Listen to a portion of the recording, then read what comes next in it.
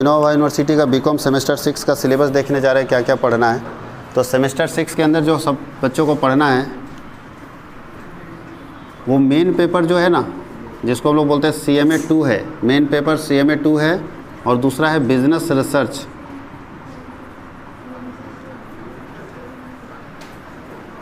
Business research method and project work, ये दो main हैं। उसके बाद ऑप्शनल पेपर, इसको हम लोग मेन पेपर बोल सकते हैं, जो सारे बच्चों को पढ़ना है। ऑप्शनल पेपर में दो टाइप में हम लोग बांट देते हैं। ऑप्शनल पेपर जो है उसमें आपको सबसे पहले बांटना पड़ेगा कैटेगरी कि वो कोई किस ग्रुप के हैं। जो बच्चे फाइनेंस ग्रुप के हैं, और एक होता है मार्केटिंग ग्रुप।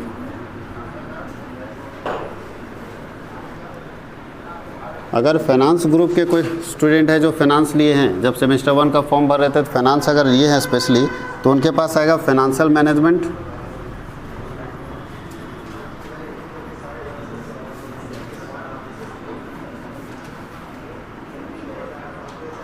और दूसरा आता है fundamental of investment. Fundamental of investment. और जो मार्केटिंग ग्रुप वाले लोग हैं उनका मार्केटिंग का पेपर है, जिसको थर्ड पेपर बोल सकते हैं। जैसे यहाँ 1-2 लिखे हैं, कंज्यूमर अफेयर्स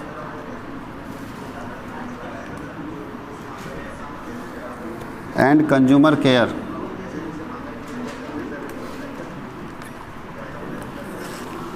और सेकेंड पेपर होता है सेल्स ऑर्गेनाइजेशन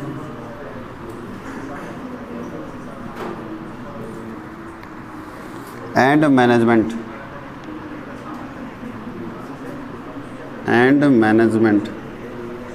अब इस चीज़ को समझिएगा अच्छे से कि कैसे कैसे ये दिया हुआ है।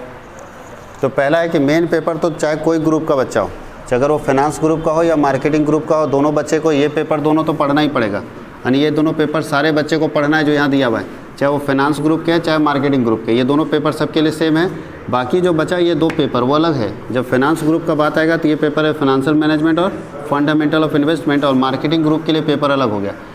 पेपर कितने कितने मार्क्स का है, तो ये भी 100 मार्क्स का पूरा है। अब 100 में कैसे एग्ज़ाम होता है, तो 80 मार्क्स का एक्सटर्नल होगा जो आप लोग जाके सेंटर पे एग्ज़ाम लिखते हो, और 20 मार्क्स का इंटरनल होगा जो आपके कॉलेज में ही एग्ज़ाम हो जाता है। इसमें क्या होगा, इसका थोड़ा सा पैटर्न अलग है। ये 50 मार्क्स जो है ना उसका एग्ज़ाम होगा आपका, और इसमें 50 मार्क्स जो बचा उसका आपका प्रोजेक्ट बनेगा। प्रोजेक्ट वर्क है 50 मार्क्स के बराबर, उसमें इंटरनल भी इंक्लूड होता है। और इधर ये जो देख रहे हैं वो सब 100 नंबर वाला है, और सब में 100 नंबर में सेम पैटर्न होता है। 80-20 80-20 करके 100 नंबर का ही पेपर है। 80 नंबर का एग्ज़ाम लिखना है और 20 नंबर का इंटरनल एग्जामिनेशन होगा जो आप देख रहे हैं। ये 100 मार्क्स का पूरा है, ये पैटर्न है। आपका एग्ज़ाम तो टाइम पर हो ही जाएगा, क्योंकि जून में आपको डिग्री मिलना है तो एग्ज़ाम समय पर हो जाएगा। जो चारों पेपर को आपको पढ़ना पड़ेगा।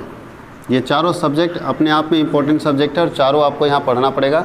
और हम लोग जो क्लास लेंगे यहाँ पे कॉमर्स वर्ल्ड में जो क्लास चलेगा चारों सब्जेक्ट का चलेगा, चाहे वो CMA हो, चाहे वो बिजनेस रिसर्च हो, चाहे वो फाइनेंशियल मैनेजमेंट हो, चाहे फंडामेंटल ऑफ इन्वेस्टमेंट हो। चारों सब्जेक्ट का क्लास चलेगा यहाँ पे रूटीन वाइज। अभी हम लोग शुरू करेंगे CMA 2। CMA 2 के अंदर आपको मैनेजमेंट अकाउंटिंग पढ़ना है।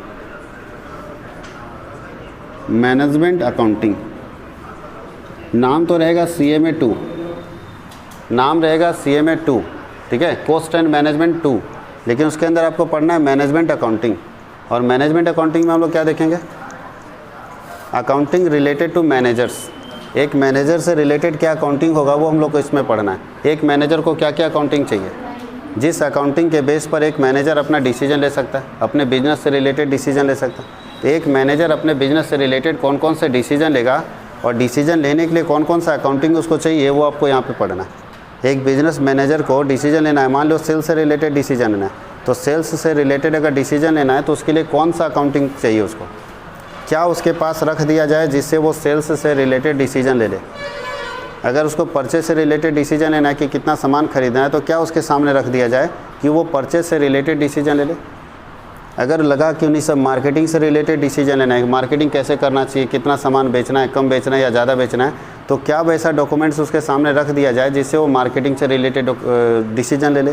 तो डिसीजन कैसे लेगा, निर्णय कैसे लेगा, उससे रिलेटेड हम लोग अकाउंटिंग देखेंगे कि एक मैनेजर को डिसीजन लेने में हेल्प करने वाला, मदद करने वाला अकाउंटिंग कौन कौन सा है, कौन कौन सा ऐसा चीज़ अकाउंटिंग है, कौन सा ऐसा लेखांकन है जो हम अगर किसी मैनेजर के सामने रख दे तो उसको हेल्प होगा, मदद होगा डिसीजन लेने में, निर्णय करने में, बिजनेस से रिलेटेड। अब ये बिजनेस में बहुत सारे डिसीजंस होते हैं, सेल्स डिसीजन अलग होता है, परचेज डिसीजन अलग होता है, एम्प्लॉई से रिलेटेड डिसीजन को ह्यूमन रिसोर्स डिसीजन बोलते हैं। तो जितने डिसीजंस होते हैं सबके लिए अकाउंटिंग अलग अलग चाहिए।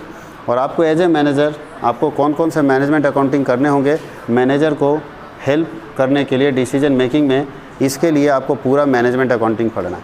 इसके अंदर हम लोग सबसे पहले इंट्रोडक्शन ऑफ मैनेजमेंट अकाउंटिंग पढ़ेंगे। तो मैनेजमेंट अकाउंटिंग कब शुरू होता है, तो एक बात बोला जाता है मैनेजमेंट अकाउंटिंग कब स्टार्ट होता है, तो बोला जाता है where financial accounting end, financial accounting ends management accounting start, management accounting start मतलब है जहाँ फाइनेंशियल अकाउंटिंग एंड करेगा वहीं से मैनेजमेंट अकाउंटिंग शुरू होगा। जो फाइनेंशियल अकाउंटिंग का लास्ट प्रोडक्ट है, जो लास्ट अकाउंट्स है, लगता है कि ये बना ले तो फाइनेंशियल अकाउंटिंग ख़त्म, वहीं से मैनेजमेंट क्या होगा, शुरू होगा। मतलब इसका जो फिनिश गुड्स है वो इसका रॉ मटेरियल है। बताओ इसका फिनिश गुड्स क्या होता है, आप लोग बता सकते हो? फाइनेंशियल अकाउंटिंग का फिनिश गुड्स आता है ट्रेडिंग अकाउंट, पीएल अकाउंट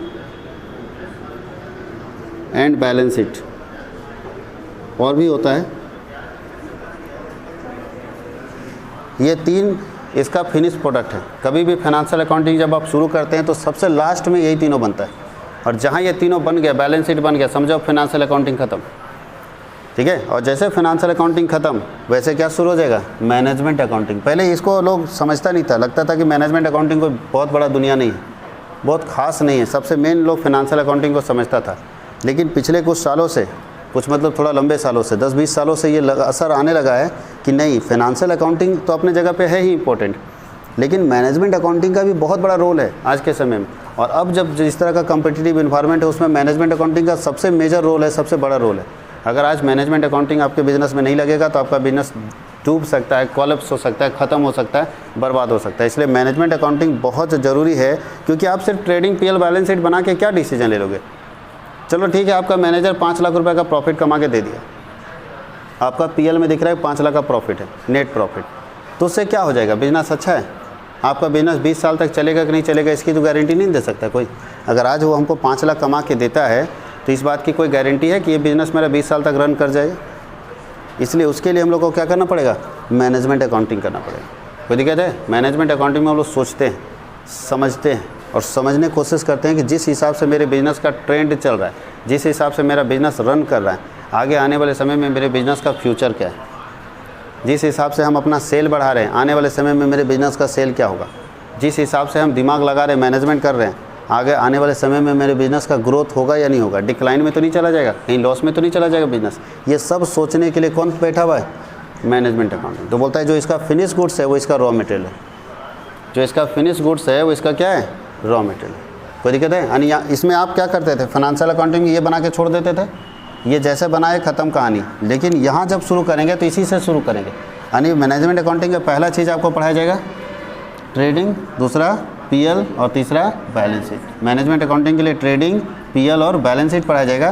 तो जहाँ फाइनेंशियल अकाउंटिंग एंड करेगा वहीं से मैनेजमेंट अकाउंटिंग क्या होगा, स्टार्ट हो जाएगा। यानी मैनेजमेंट अकाउंटिंग जब आपको पढ़ना है तो आप खुद सोचना, सबसे पहले हम लोग इसी को डिस्कस करने वाले हैं, ट्रेडिंग, पीएल, बैलेंस शीट। जब इसको पूरा डिस्कस कर लेंगे, समझा देंगे, उसके बाद क्या शुरू हो जाएगा, मैनेजमेंट अकाउंटिंग। कोई दिक्कत किसी को? तो यही बात हम लोग को पढ़ना है कि जहाँ फाइनेंशियल अकाउंटिंग एंड करेगा वहीं से मैनेजमेंट अकाउंटिंग शुरू होगा। फाइनेंशियल अकाउंटिंग अलग व्यक्ति करता है, मैनेजमेंट अकाउंटिंग अलग व्यक्ति करता है, दोनों एक ही व्यक्ति नहीं कर सकता। फाइनेंशियल अकाउंटिंग करने वाले को फाइनेंशियल मैनेजर बोलते हैं और मैनेजमेंट वाले को मैनेजमेंट मैनेजर बोलते हैं। ठीक है, तो अलग अलग पर्सन कर सकता है, दोनों एक व्यक्ति नहीं कर सकता। और जो मैनेजमेंट अकाउंटिंग करता है वो फाइनेंशियल अकाउंटिंग वाले के ऊपर डिपेंड होता है। ध्यान दीजिएगा, मैनेजमेंट अकाउंटिंग किस पर डिपेंड होता है, फाइनेंशियल अकाउंटिंग पर। एक बहुत बड़ा डिमेरिट भी मैनेजमेंट अकाउंटिंग का है कि अगर फाइनेंशियल अकाउंटिंग कोई डेटा गलत दे दिया तो मैनेजमेंट अकाउंटिंग भी गलत कर देगा, क्योंकि फाइनेंशियल अकाउंटिंग का काम क्या था। अब बताओ, अगर ये गलत रिपोर्ट दे दिया तो उसके आधार पर ये भी तो रिपोर्ट गलत बना देगा। बात समझ आई। फाइनेंशियल अकाउंटिंग जस्ट लाइक, अगर डॉक्टर की भाषा में बोले तो जो लोग टेस्ट करता है ना, ब्लड टेस्ट करता है, ठीक है, वो टेस्ट करने वाले लोग ये हैं। अच्छा, जो ब्लड टेस्ट करता है या शुगर टेस्ट करता है, किसी का शुगर है कि नहीं, ठीक है, यूरिन टेस्ट करता है या एक्सरे करता है, वैसे लोग डॉक्टर के बराबर पढ़े होते हैं या कम पढ़े लिखे होते हैं। तो इसी तरह से अकाउंटिंग में भी होता है, जो कम पढ़े लिखे होते हैं वो इधर पहुंच जाते हैं, फाइनेंशियल अकाउंटिंग करते हैं। जो कम पढ़े लिखे होते हैं वो क्या करते हैं, फाइनेंशियल अकाउंटिंग। और जो ज़्यादा पढ़े लिखे होते हैं, एक्सपर्ट होते हैं, वो क्या करते हैं, मैनेजमेंट अकाउंटिंग करते हैं। जैसे एक्सरे करने वाला फाइनेंशियल अकाउंटेंट है, और डॉक्टर क्या है, मैनेजमेंट अकाउंटेंट है। अब बताइए जी, एक्सरे रिपोर्ट अगर गलत दे दिया ये, तो डॉक्टर क्या करेगा, उसी के आधार पर डिसीजन लेगा, क्योंकि डॉक्टर ये मानता है कि नीचे जो इन्फॉर्मेशन आ रहा है वो सही आ रहा है। अब गलती से ब्लड टेस्ट आप कराने गए और गलत रिपोर्ट दे दिया, क्योंकि 2 आदमी का ब्लड एक साथ गया था टेस्ट होने के लिए, गलती से बदल गया, उस चक्कर में रिपोर्ट गलत आ गया। अब नीचे से रिपोर्ट गलत आया तो डॉक्टर क्या करेगा, आपको पता चला जो बीमारी आपको नहीं है उसका भी दवा चबवा रहा है। डॉक्टर तो लिख दिया कि भाई दवा लीजिए, आपको ये प्रॉब्लम है, ये परेशानी है। अब आपको दवा लिख दिया, आप दवा लेके पूरा खाए जा रहे हैं, और वो बीमारी भी आपको नहीं है। गलती क्या हुई है, मैनेजमेंट में या फाइनेंशियल में, फाइनेंशियल। तो पूरा फाइनेंशियल अकाउंटिंग के ऊपर पूरा डिपेंड करता है मैनेजमेंट अकाउंटिंग, फाइनेंशियल अकाउंटिंग के ऊपर पूरा डिपेंड करता है। अगर ये जो होगा ना, उसी आधार पर ये होगा। अगर ये गलत तो ये भी गलत, कोई दिक्कत है, क्योंकि इसी के बेस पर मैनेजमेंट अकाउंटिंग किया जाएगा। मैनेजमेंट अकाउंटिंग अलग से नहीं किया जाता है, वो फाइनेंशियल के ही बेस पर किया जाता है। इसलिए ये पूरा 100% डिपेंड होता है फाइनेंशियल अकाउंटिंग के ऊपर। अगर कंपनी में गलती से फाइनेंशियल अकाउंटिंग गलत हो गया तो पूरा मैनेजमेंट सत्यानाश हो जाएगा, पूरा मैनेजमेंट अकाउंटिंग गलत हो जाएगा। लेकिन मैनेजमेंट के ऊपर कभी फाइनेंशियल अकाउंटिंग डिपेंड नहीं होता है। मैनेजमेंट अकाउंटिंग जो भी हो, फाइनेंशियल अकाउंटिंग अपने हिसाब से चलता है। अच्छा, फाइनेंशियल अकाउंटिंग जो होगा किसके बेस पर होगा, हिस्टोरिकल डेटा के बेस पर, जो हिस्ट्री हो चुका है, हाँ या नहीं।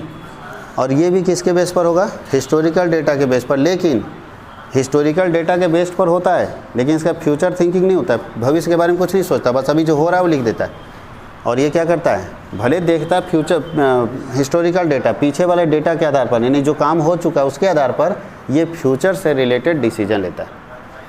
ये क्या करता है मैनेजमेंट अकाउंटिंग, पीछे जो हो चुका है, मान लो मेरे कंपनी का इस साल का सेल डाउन हो गया, 10% सेल कम पड़ गया, तो 10% अगर सेल घट गया है तो ये दिखा रहा है कौन, फाइनेंशियल अकाउंटिंग। उसके आधार पर हमारा मैनेजर डिसाइड करेगा कि भाई क्यों सेल कम हुआ, क्या कारण रहा होगा सेल कम होने का।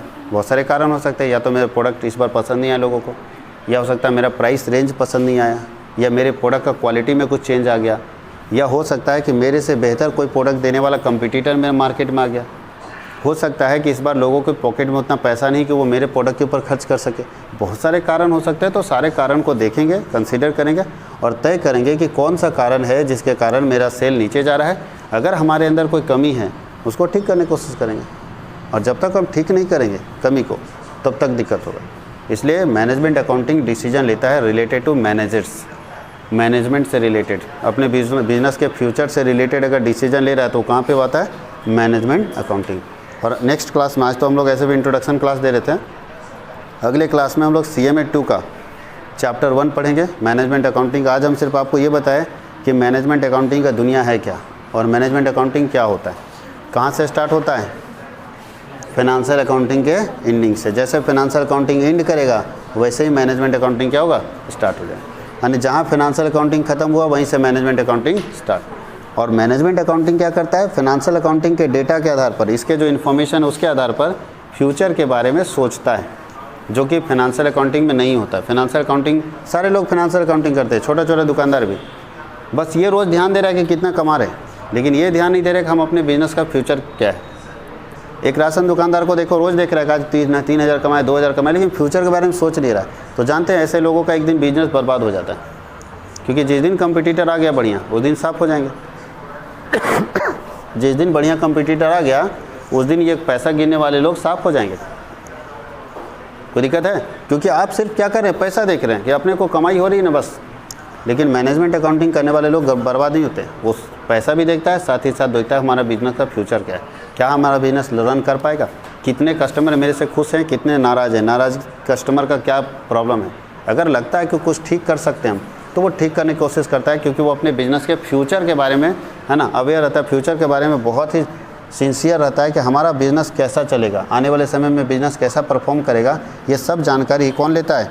Management accounting. तो अभी भी बहुत सारे बिज़नेस को अगर देखोगे तो इसी पर डिपेंड रहता है। उसको मैनेजमेंट अकाउंटिंग समझ ही नहीं आता कि उसका इंपॉर्टेंस क्या है। उसको लगता है कि बस खाली फिनेंशियल अकाउंटिंग, बिजनेस करो, रुपया लिखो, प्रॉफिट हो रहा है तो देखो, अगर लॉस हो गया ना तब इसमें ज़रूर ध्यान देगा कि क्या कारण था लॉस होने का।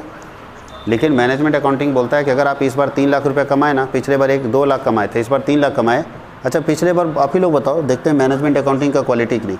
पिछले बार कोई बिज़नेस 3 लाख रुपये कमाया और इस साल वही बिज़नेस 5 लाख कमाया, क्या माना जाएगा कि बिज़नेस अच्छा परफॉर्म कर रहा है या नहीं कर रहा है? आप लोग तुरंत बोल दोगे कि सर हाँ नहीं, कभी भी याद रखना है। डॉक्टर तुरंत बोलता है जाइए कि सर हमको ये प्रॉब्लम हो गया, तुरंत बोल देता है कि हमको ये हुआ होगा। गांव का डॉक्टर छोड़ के थोड़ा ट्रेंड डॉक्टर की बात कीजिए, गांव वाला तो कुछ नहीं बोलता, हाँ अब इस मौसम चेंज हो रहा है, एक ही इंजेक्शन भोग देता है। लेकिन बड़े डॉक्टर के पास जाइएगा कुछ नहीं बोलेगा, बोलेगा पहले लिखिएगा, जाइए एक्सरे करा के लाइए, रिपोर्ट लाइए, तब हम बात करेंगे कौन दवा देना है कौन नहीं देना। तो कभी भी जो अकाउंटेंट होते हैं, जो मैनेजमेंट अकाउंटिंग वाले लोग होते हैं, वो बोलते कम है, पहले बोलते रिपोर्ट दिखाओ। तो पहले कारण ढूंढेगा कि हम अगर 2 लाख से 5 लाख कमा रहे हैं या 3 लाख से 5 लाख में पहुंच गए, मेरा सेल कितना % बढ़ा और मेरा जो कंपटीटर है उसका सेल कितना % बढ़ा और पूरे मार्केट का सेल कितना % बढ़ा। अगर मार्केट का पूरा 50% सेल बढ़ा है और उसमें हमारा 30% बढ़ा है तो कहाँ फ़ायदे में? इंडस्ट्री समझते हैं ना, जैसे पूरे ऑटोमोबाइल इंडस्ट्री, जितनी कार कंपनियाँ हैं, ठीक है, लोग कार खरीदना ज़्यादा शुरू कर दिए तो सारी कार कंपनियों का सेल बढ़ रहा है। तो पूरे ऑटोमोबाइल इंडस्ट्री का अगर 40% सेल बढ़ रहा है, कितना % बढ़ रहा है? 40% अगर सेल पूरे ऑटोमोबाइल कंपनी का बढ़ रहा है ओवरऑल। ऑटोमोबाइल सेक्टर में बहुत सारी कंपनियां, हुंडई है तो मारुति सुजुकी है, महिंद्रा है, टाटा है, बहुत सारी कंपनियां हैं। तो सारे का सेल अगर 40% बढ़ रहा है तो मेरा भी तो 40% बढ़ना चाहिए। अब मेरा बढ़ा है लेकिन कितना % बढ़ा है? तो सोचने की ज़रूरत है कि नहीं, हाँ या नहीं? लेकिन अगर हमारा 30% है तो सोचने की ज़रूरत है कि क्या कमी रह गई, क्यों हम एवरेज से भी नीचे आ गए। और अगर ऐसा हो जाए कि सबका बढ़ा 40% लेकिन मेरा बढ़ा 80%, तो अपने मैनेजर को रिवार्ड देने की ज़रूरत है कि नहीं, कि कुछ ना कुछ तो क्वालिटी मेरे मैनेजर में था जिसके कारण मेरा सेल एवरेज से भी, यानी इंडस्ट्री के भी एवरेज से हमारा सेल ज़्यादा हो गया। तो याद रखना, जब आपका सेल या आपका परफॉर्मेंस इंडस्ट्री के परफॉर्मेंस से भी ज़्यादा हो जाता है तो आपके मैनेजर में, आपके मैनेजमेंट टीम में कहीं ना कहीं कोई क्वालिटी है और वो क्वालिटी को रिवार्ड करने की ज़रूरत है, उसको सम्मान देने की ज़रूरत है, उसको बताने की ज़रूरत है कि तुमने अच्छा परफॉर्मेंस दिया है। तो हम उसके लिए कैसे तय करेंगे कि हमारा क्या अच्छा है क्या ख़राब है, सेल्स मेरा कैसा है, परचेज मेरा कैसा है, मार्केटिंग मेरा कैसा है, ये सब चीज़ के बारे में हम कब तय करेंगे?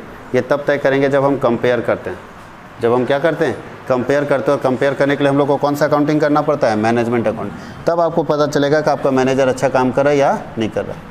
अच्छा, कोई मैनेजर इस बार, मान लो हमारा 6 ब्रांच है, 5 ब्रांच प्रॉफिट में, 1 ब्रांच कंटिन्यू लॉस में, क्या करना चाहिए? ब्रांच मैनेजर के साथ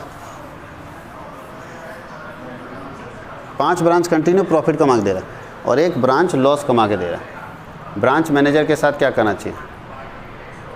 कि सर लपड़ थप्पड़ कर देंगे? नहीं, ये सब कमा के दे रहा है, तुम कोढ़िया आदमी, ऐसा नहीं है। ये मैनेजमेंट अकाउंटिंग ऐसा नहीं करता है, कभी नहीं। वो पहले एनालिसिस करेगा कि कुछ तो प्रॉब्लम हमारे अंदर ही हो सकता है कि जिस जगह पे लॉस हमारा ब्रांच कमा रहा है वहाँ ब्रांच मैनेजर को हम ऐसा प्रोडक्ट बेचने दे दिए जो वहाँ के लोगों के पॉकेट अलाउ नहीं करता। महंगा प्रोडक्ट देंगे तो बिकेगा कहाँ से? और उसको बोल रहे हैं बेचो बेचो बेचो, तो कहाँ से बेचेगा? पहला स्टडी करेंगे ना। जब सब कुछ मेरा फेवरेबल है, सब कुछ ठीक है, सब कुछ मेरे फेवर में है, उसके बाद भी प्रोडक्ट नहीं बिक रहा है, तब कहीं ना कहीं कमी है उसके अंदर। तो ढूंढेंगे उसके परफॉर्मेंस को, देखो तो जी। तो कस्टमर फीडबैक लेंगे, कस्टमर को बोलेंगे कि आप जितना लोग से डील करते हैं सबसे फीडबैक दिलवाइए। देखिएगा आप लोग के पास भी कोई आता है तो बोलता है भैया फीडबैक दे दीजिए ना, 10 में से 9 दे दीजिएगा भैया, 10 दे दीजिएगा भैया। हाथ जोड़ के बेचारा फीडबैक कराता है। क्यों? क्योंकि नौकरी का सवाल है।